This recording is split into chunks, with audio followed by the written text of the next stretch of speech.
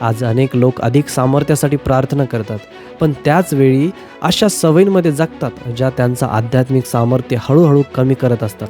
देवाचं सामर्थ्य ही फक्त बोलण्याची गोष्ट नाही, ते जगण्याची गोष्ट आहे. आणि पवित्र आत्म्याचा प्रभाव तेव्हाच तुमच्या जीवनात पूर्णपणे दिसतो जेव्हा तुमच्या रोजच्या सवयी त्याच्या पवित्रतेशी जुळतात. तुम्ही कधी विचार केला आहे का? काही लोक देवावर खरंच प्रेम करतात, पण संकट आलं की आत्मिकदृष्ट्या कमजोर का पडतात? त्यांच्याकडे विश्वास असतो, पण सामर्थ्य नसल्यासारखं का वाटतं? आजच्या व्हिडिओमध्ये आपण अशा 5 महत्त्वाच्या गोष्टी पाहणार आहोत, ज्या तुमचं जीवन पवित्र आत्म्याच्या सामर्थ्यात जगायला मदत करतील. आणि मी इथे फक्त भावनिक वातावरण, मोठ्या घोषणा किंवा काही क्षण टिकणाऱ्या उत्साहाबद्दल बोलत नाही. मी त्या खऱ्या सामर्थ्याबद्दल बोलत आहे, जेव्हा मोह समोर येतो, जेव्हा जीवनाचा दबाव वाढतो आणि जेव्हा परिस्थिती तुम्हाला हादरवण्याचा प्रयत्न करते, तेव्हा जे तुम्हाला खंबीर उभं ठेवतं ते पवित्र आत्म्याचं सामर्थ्य असतं. कारण एक गोष्ट लक्षात ठेवा, पवित्र आत्मा तुमच्यामध्ये असूनही तुम्ही आध्यात्मिकदृष्ट्या रिकामा असल्यासारखं जीवन जगू शकता. आज आपण हे समजून घेणार आहोत की असं का होतं आणि त्यातून बाहेर कसं पडायचं. त्यामुळे हा व्हिडिओ शेवटपर्यंत नक्की पहा, कारण आज सांगितल्या जाणाऱ्या या 5 गोष्टींपैकी एखादी गोष्ट तुमच्या आध्यात्मिक जीवनाला पूर्णपणे बदलून टाकू शकते. पहिली गोष्ट म्हणजे संपूर्ण समर्पण. आणि सर्वात आधी हे समजून घ्या की देवाला समर्पण करणं ही एखाद्या सभेत घेतलेली एकदाची भावना नाही, तर रोज जगायची जीवनशैली आहे. समर्पण म्हणजे फक्त प्रभू माझ्या जीवनात ये एवढंच नाही. समर्पण म्हणजे प्रभू आता माझ्या जीवनाचा ताबा पूर्णपणे तुझ्या हातात आहे. बायबलमध्ये पौल सांगतो की आपण आपली शरीरं देवाला जिवंत अर्पण म्हणून द्यावीत आणि आपल्या मनाचं नवीकरण होऊ द्यावं. याचा अर्थ आध्यात्मिक लढाई फक्त आपल्या कृतींमध्ये नाही, तर आपल्या विचारांमध्येही असते. आपण कोणत्या विचारांशी सहमत होतो, कोणत्या गोष्टी मनात ठेवतो आणि कोणत्या चुकीच्या विचारांना वाढू देतो, यावरही ती अवलंबून असते. पौल म्हणतो, मी ख्रिस्ताबरोबर वधस्तंभावर खिळलो आहे. आता मी जगत नाही, तर ख्रिस्त माझ्यामध्ये जगतो. याचा अर्थ नवीन जीवन म्हणजे फक्त स्वतःला थोडं सुधारण्याचा प्रयत्न नाही. नवीन जीवन म्हणजे ख्रिस्ताला आपल्या जीवनाचा खरा अधिपती बनवणं. येशू म्हणतो, माझ्यामध्ये राहा, कारण माझ्याशिवाय तुम्ही काहीही करू शकत नाही. म्हणजेच आध्यात्मिक सामर्थ्य आपल्या प्रयत्नांमधून नाही, तर ख्रिस्तामध्ये टिकून राहिल्यामुळं मिळतं. म्हणून आजचा खरा प्रश्न हा नाही की मी किती मजबूत आहे, तर प्रश्न हा आहे, मी देवाला किती समर्पित आहे. आणि इथेच अनेक ख्रिस्ती चूक करतात. त्यांना मोहांपासून सुटका हवी असते, पण मनातल्या काही पापांशी ते अजूनही गुप्त मैत्री ठेवतात. ते देवाला म्हणतात, हे पाप माझ्यापासून दूर कर, पण त्याच वेळी त्या पापासाठी मनात एक छोटा दरवाजा उघडा ठेवतात. पण देवाचं काम फक्त पापाचं फळ काढून टाकणं नाही, तर त्याचं मूळ उपटून टाकणं आहे. आणि त्यासाठी तो आपल्या जीवनाचा मालक बदलतो. गेतसेमानीच्या बागेत येशूकडे पहा, त्याने प्रार्थना केली, माझी इच्छा नाही तर तुझी इच्छा पूर्ण हो. हे बोलणं सोपं नव्हतं, त्यासाठी मोठी किंमत मोजावी लागली. पण लक्षात घ्या, वधस्तंभावरचा विजय वधस्तंभावर मिळाला नाही, तो आधीच गेतसेमानीमध्ये देवाच्या इच्छेसमोर पूर्ण समर्पण केल्यावर मिळाला होता. कारण आपल्या आयुष्यातले मोठे विजय लोकांसमोर नाही, तर देवासमोर गुप्त ठिकाणी घेतलेल्या निर्णयांमधून सुरू होतात. समर्पण म्हणजे ज्या व्यक्तीवर तुम्ही पूर्ण विश्वास ठेवता, तिच्या हातात गाडीची चावी देणं आणि मग खरंच तिलाच गाडी चालवू देणं. पण अनेक लोक रविवारी देवाला जीवनाची चावी देतात आणि सोमवारी ती पुन्हा स्वतःकडे घेतात. मग ते विचारतात, माझी शांती टिकत का नाही? मोह इतका ताकदवर का वाटतो? कारण देवाला फक्त अडचणीच्या वेळी फोन करण्याचा नंबर बनवून चालत नाही, तो तुमच्या जीवनाचा प्रभू व्हायला इच्छितो. वचन म्हणतं, म्हणून देवाच्या अधीन व्हा, सैतानाला विरोध करा, म्हणजे तो तुमच्यापासून पळून जाईल. या वचनात क्रम खूप महत्त्वाचा आहे. आधी देवाच्या अधीन व्हा, मग सैतानाला विरोध करा. कारण समर्पणाशिवाय केलेला विरोध म्हणजे फक्त संघर्ष, पण समर्पणातून सामर्थ्य जन्माला येतं. देवाचं सामर्थ्य अर्धवट समर्पित जीवनावर टिकत नाही, ते पूर्णपणे समर्पित जीवनावर राहतं. पवित्र आत्मा तुमच्या जीवनात फक्त एक सजावट नाही, तो तुमच्या जीवनाचा मार्गदर्शक आहे. आणि जोपर्यंत मनुष्य स्वतःच आपल्या जीवनाचा राजा बनून राहतो, तोपर्यंत तो पवित्र आत्म्याच्या पूर्ण सामर्थ्याने भरला जाऊ शकत नाही. बरं, तुमच्या जीवनात अशी कोणती गोष्ट आहे जी तुम्ही अजूनही म्हणता, ही माझी आहे? तुमची जीभ का, तुमची भूक, तुमचा मोबाईल, तुमचा पैसा, तुमच्या गुप्त सवय, राग, वासना, अहंकार. कारण ज्या गोष्टीला तुम्ही देवाच्या स्वाधीन करायला तयार नसता त्याच गोष्टीचा वापर सैतान तुम्हाला पाडण्यासाठी करतो. आणि जर तुम्ही फक्त संकटात असताना देवाला शरण जाता तर ते खरं समर्पण नाही, ती फक्त अडचणीच्या वेळीची श्रद्धा आहे. पण जेव्हा समर्पण तुमची जीवनशैली बनतं तेव्हा मोहाची ताकद कमी होते. कारण शरीराला अर्धवट समर्पण आवडतं, पण जेव्हा तुम्ही स्वतःला पूर्णपणे देवाच्या स्वाधीन करता तेव्हा पवित्र आत्मा तुम्हाला स्पष्टपणे मार्गदर्शन करू लागतो. आणि जेव्हा हे समर्पण रोजचं होतं तेव्हा पवित्र आत्म्याच्या सामर्थ्यात कसं जगायचं हा फक्त शिकवण्याचा विषय राहत नाही, तो तुमच्या जीवनावर राज्य करणारा अनुभव बनतो. मग देव तुमच्या हातांना आध्यात्मिक लढाई लढायला शिकवतो, तुमचं मन स्थिर ठेवतो आणि इच्छा जोरात ओरडत असतानाही तुमचा आत्मा देवाच्या अधीन राहतो. दुसरी पायरी हे समजून घ्या की पवित्र आत्म्याचा आदर केला तरच त्याचं सामर्थ्य वाढतं, त्याला दुखी केलं तर नाही. अनेक लोक देवावर खरं प्रेम करतात, त्याच्यावर विश्वासही ठेवतात, पण मोह आल्यावर स्वतःला आत्मिकदृष्ट्या कमजोर अनुभवतात. याचं कारण नेहमी विश्वासाचा अभाव नसतो. अनेकदा कारण असतं की त्यांनी आपल्या जीवनशैलीत पवित्र आत्म्याचा सन्मान केला नाही. पवित्र आत्मा तुमच्यामध्ये असूनही तुम्ही सामर्थ्यहीन वाटू शकता जर तुम्ही त्याला सतत दुखी करत असाल. बायबलमध्ये स्पष्ट सांगितलं आहे, देवाच्या पवित्र आत्म्याला दुखी करू नका. आणि त्यानंतर कोणत्या गोष्टी पवित्र आत्म्याला दुखी करतात तेही सांगितलं आहे. कटुता, संताप, राग, आरडाओरडा, वाईट बोलणं. आणि त्याऐवजी काय करायचं? दयाळूपणा, कोमल मन आणि एकमेकांना क्षमा करणं. ही काही अस्पष्ट आध्यात्मिक भाषा नाही, ही देवाची स्पष्ट आज्ञा आहे. बायबल सांगते की कटुतेचं मूळ उगवलं तर ते अनेकांना दूषित करतं. म्हणजे कटुता ही फक्त तुमच्या मनातील वेदना नसते, ती इतरांपर्यंत पसरत जाणारं विष बनते. पवित्र आत्मा दुःखी होतो कारण तो पवित्र आहे, आणि पवित्रता म्हणजे फक्त पाप टाळणं नाही, तर मनात साचलेला राग, सुडाची भावना आणि इतरांना शिक्षा करण्याची इच्छा सोडून देणं आहे. कारण जोपर्यंत तुम्ही क्षमा करत नाही तोपर्यंत तुम्ही ज्या व्यक्तीपासून मुक्त व्हायचं आहे त्याच्याच कैदेत राहता. वचन म्हणतं, पवित्र आत्म्याला विझवू नका. म्हणजे जसं आग झाकून विझते तसं सततची कारणं सांगणं, आज्ञापालन पुढे ढकलणं, चुकीच्या वृत्तीचं समर्थन करणं आणि पापाला धरून ठेवणं यामुळं पवित्र आत्म्याचं कार्य मंदावू शकतं. पण इथेच एक सुंदर वळण आहे. बायबलमध्ये दावीद पाप लपवत नाही, तो पश्चाताप करतो आणि म्हणतो, हे देवा, माझ्या ठाई शुद्ध हृदय उत्पन्न कर, माझ्या ठाई स्थिर असा आत्मा पुन्हा घाल. कारण पश्चाताप म्हणजे अपमान नाही, तो पुनर्स्थापना आहे. जेव्हा खरा पश्चाताप होतो तेव्हा आनंद परत येतो, स्पष्टता परत येते, सामर्थ्य परत येतं आणि मोहाला आधीसारखी ताकद राहत नाही. हे एका उदाहरणातून समजून घ्या. पवित्र आत्म्याचं सामर्थ्य घरातील विजेसारखं आहे. वीज पुरवठा सुरू असू शकतो, पण जर वायर खराब असतील तर स्विच तुटलेले असतील किंवा मुख्य ब्रेकर बंद असेल तर दिवे लुकलुकतील किंवा बंद पडतील. तुम्ही दिव्यावर कितीही ओरडलात तरी उपयोग नाही. समस्या दिव्यात नसते, ती संपूर्ण यंत्रणेत असते.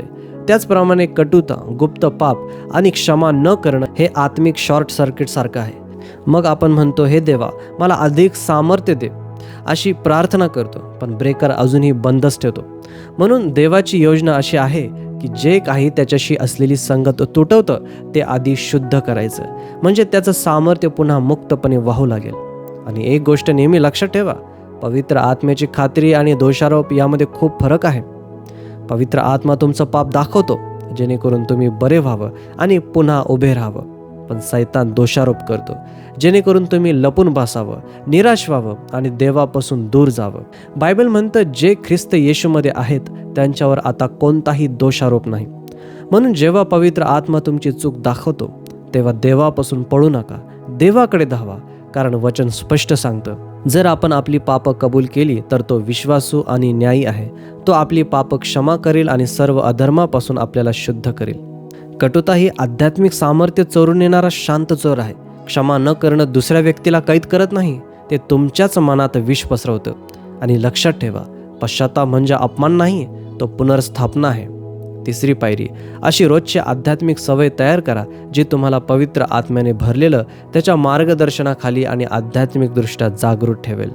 पवित्र आत्म्याने भरलेलं जीवन ही केवळ भावना नसून ती एक शिस्तबद्ध जीवनशैली आहे.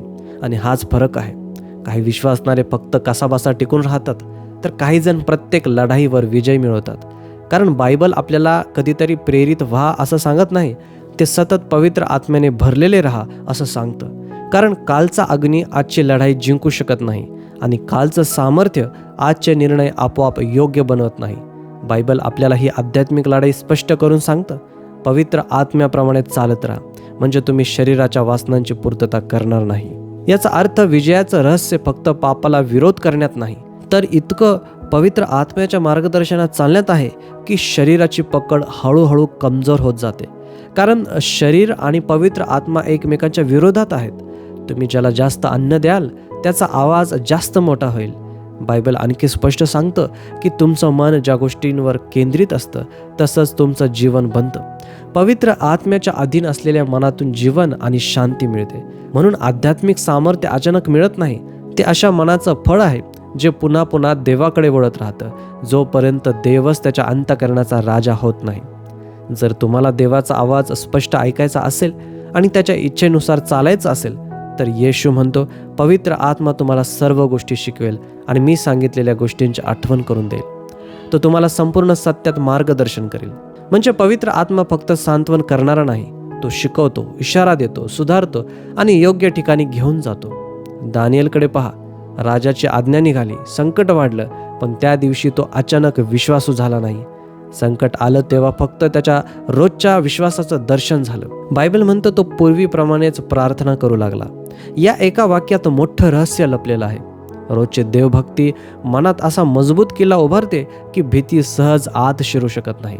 आज अनेक लोकांकडे पवित्र आत्म्याचे दान आहेत, पण ते थकलेले आहेत. अभिषेक आहे पण सातत्य नाही. मनापासून देवावर प्रेम आहे पण जीवन स्थिर नाही. कारण त्यांना पवित्र आत्म्याचं फळ हवं आहे, पण पवित्र आत्म्याबरोबर चालायचं नाही. पण देवाचं वचन म्हणतं, चालत राहा. म्हणजे एक एक पाऊल रोज सातत्याने. हे एका उदाहरणातून समजून घ्या. तुमचा मोबाईल कितीही महाग किंवा शक्तिशाली असला तरी तो चार्ज नसेल तर बंद पडतो. त्याचप्रमाणे अनेक विश्वासणाऱ्यांमध्ये मोठी आध्यात्मिक क्षमता असते, पण ते सतत पवित्र आत्म्यापासून भरले जात नाहीत. म्हणून मोह मोठा वाटतो, राग पटकन येतो, शांती लवकर निघून जाते आणि मन सतत अस्थिर राहतं. जे रिकामं असतं त्यावर बाहेरच्या गोष्टींचा प्रभाव सहज पडतो. म्हणून अशी रोजची आध्यात्मिक जीवनशैली तयार करा जी पवित्र आत्म्याच्या सामर्थ्याने तुम्हाला भरून ठेवेल. ही स्वतःला सिद्ध करण्यासाठी नाही, तर देवाशी एकरूप राहण्यासाठी आहे. देवाचं वचन तुमच्या हृदयात भरू द्या. वचन म्हणतं, मी तुझं वचन माझ्या अंतःकरणात साठवून ठेवलं आहे, म्हणजे मी तुझ्या विरुद्ध पाप करणार नाही. प्रार्थना ही फक्त मागण्याची वेळ न राहता देवाशी एकरूप होण्याची वेळ बनू द्या. येशू म्हणतो, जागे राहा आणि प्रार्थना करा, म्हणजे तुम्ही मोहात पडणार नाही.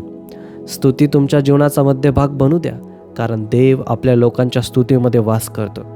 आणि आज्ञापालन त्वरित करा, कारण उशिरा केलेलं आज्ञापालन पवित्र आत्म्याला दुःखी करतं, पण तत्काळ समर्पण त्याचं सामर्थ्य वाढवतं.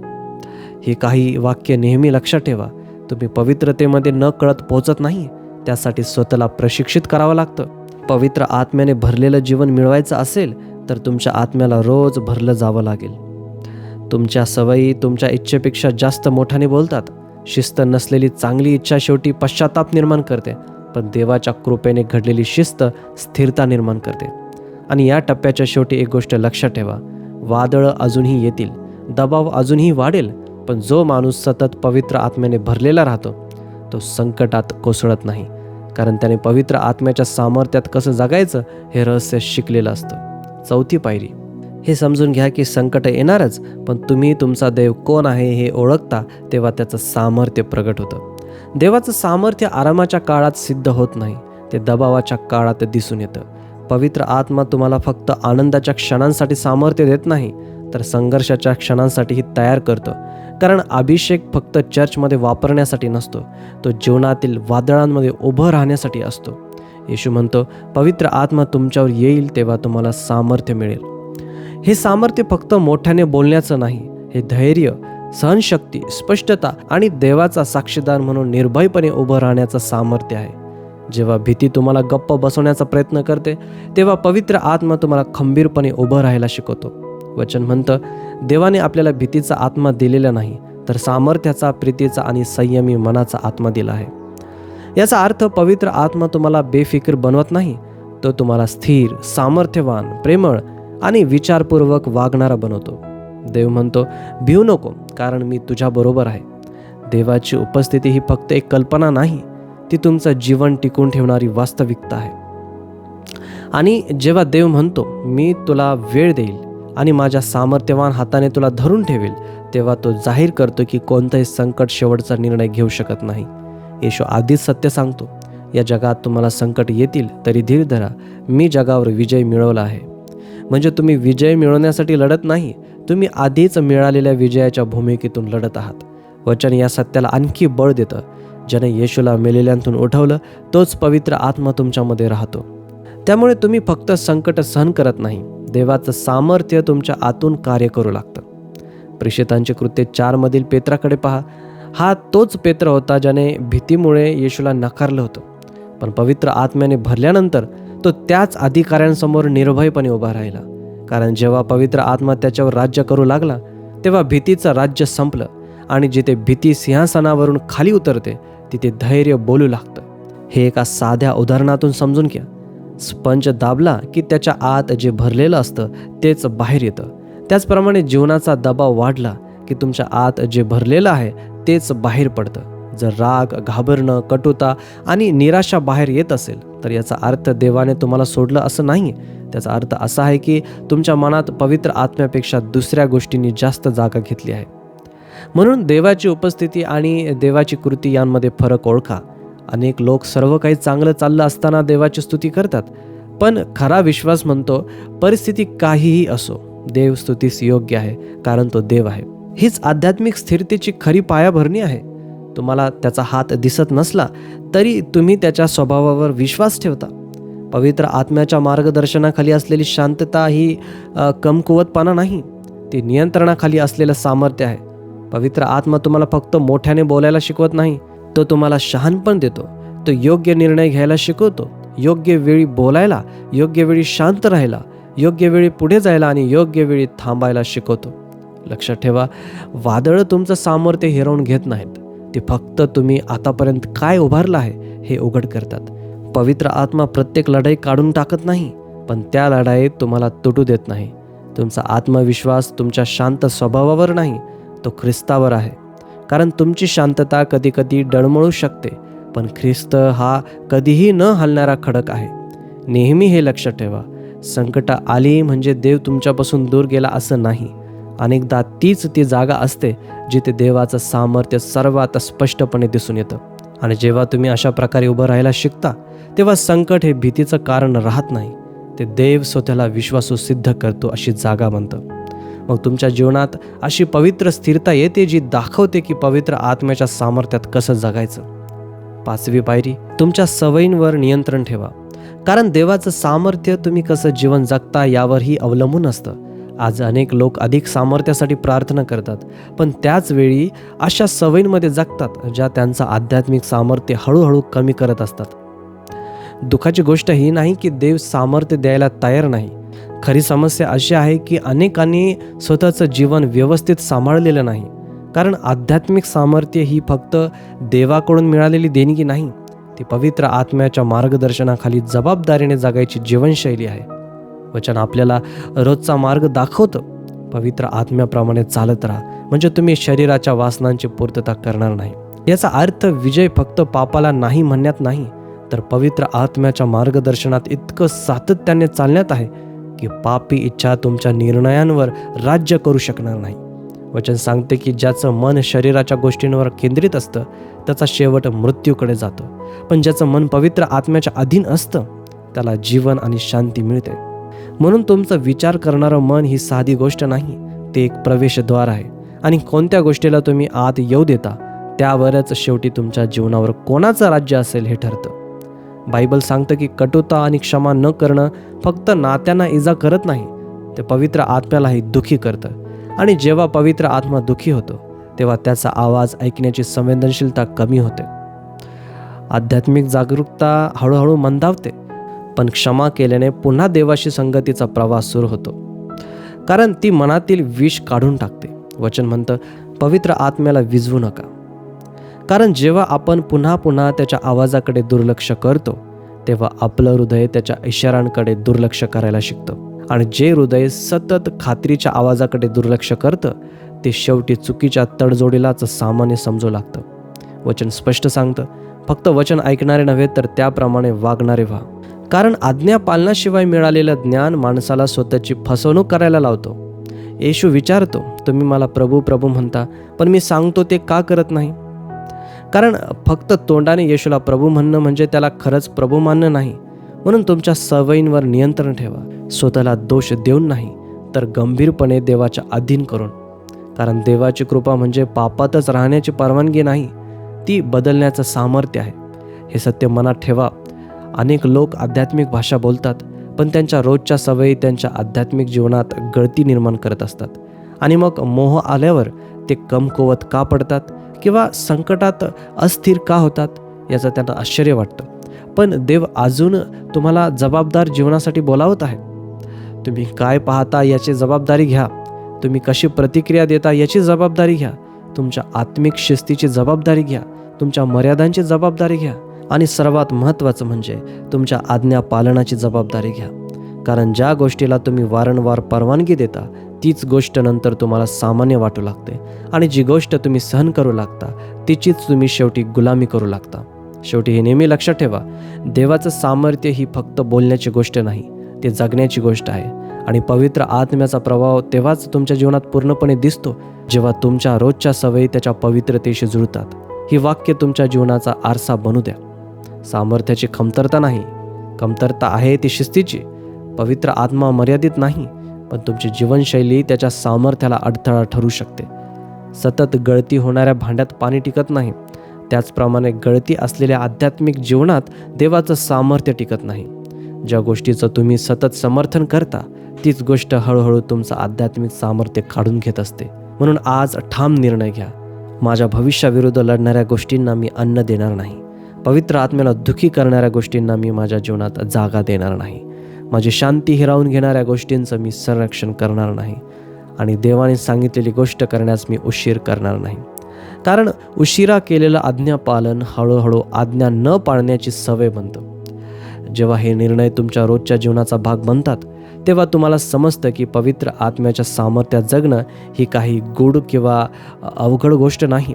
ती पवित्र आत्म्याच्या मार्गदर्शनाखाली जगलेली शिस्तबद्ध जीवनशैली आहे आणि त्याचं फळ स्पष्ट दिसू लागतं. संकटाच्या वेळी स्थिरता, निर्णयांमध्ये स्पष्टता आणि मोहासमोर उभं राहण्याचं सामर्थ्य. कारण तुम्ही हळूहळू पवित्र आत्म्याच्या सामर्थ्यात कसं जगायचं हे शिकत आहात. म्हणून नेहमी पवित्र आत्म्याने भरलेले राहा. रोजच्या प्रार्थनेत, देवाच्या वचनात आणि देवाबरोबरच्या संगतीत स्वतःला सतत ताजं ठेवा. संकट आली तरी खंबीर उभं राहा, कारण पवित्र आत्मा सामर्थ्य, प्रेम आणि संयम मन देतो. तुमच्या सवयींवर नियंत्रण ठेवा, कारण तुमच्या जीवनात दिसणारं सामर्थ्य तुम्ही कसं जगता यावर अवलंबून असतं. आणि जर हा संदेश तुमच्या मनाला स्पर्श करत असेल तर तो फक्त काही क्षणांची प्रेरणा म्हणून सोडू नका, तो तुमच्या प्रत्येक पावलाचा मार्गदर्शक बनू द्या. कारण देवाने तुम्हाला बंधनात राहण्यासाठी नाही तर पवित्र आत्म्याच्या सामर्थ्याने मुक्त, स्थिर आणि खंबीर उभं राहण्यासाठी बोलावलं आहे. जर या संदेशामुळे तुम्हाला आशीर्वाद मिळाला असेल तर कमेंटमध्ये लिहा, मी पवित्र आत्म्याने भरलेला राहीन, संकटात खंबीर उभा राहीन आणि पवित्र आत्म्याच्या मार्गदर्शनाखाली माझ्या सवयींवर नियंत्रण ठेवीन. हा संदेश तुम्हाला आशीर्वादित झाला असेल तर व्हिडिओला लाईक करा, सबस्क्राईब करा आणि देवाचं वचन सामर्थ्याची गरज असलेल्या इतरांपर्यंत पोहोचावं म्हणून हा संदेश शेअर करा. पुन्हा भेटूया. प्रभू आपणा सर्वांना आशीर्वादित करो.